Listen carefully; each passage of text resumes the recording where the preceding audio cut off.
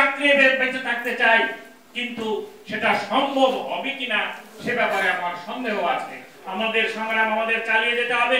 কথা হচ্ছে যতক্ষণ শ্বাস ততক্ষণ আস আমাদের করতে হবে, কিন্তু ভবিষ্যৎ আমাদের কাছে খুব ভালো বলে মনে হচ্ছে না।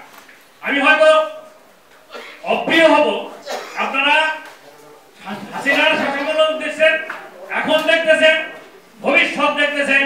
সেনাপ্রধান যিনি অত্যন্ত বিনয়ের সাথে কথাবার্তা বলতেন, তার গত বক্তৃতা আপনারা নিশ্চয়ই শুনেছেন, তার বিনয়ের অবস্থা কেমন হয়েছে। সে প্রমাণ করেছে, সে বলেছে who is the boss, is it not? তার কথা তো তাই তো জানি, হু ইজ দি বস। এই তো অবস্থা। আমরা হয়তো সেনাবাহিনীর বিরুদ্ধে কিছু বলতে পারবো না।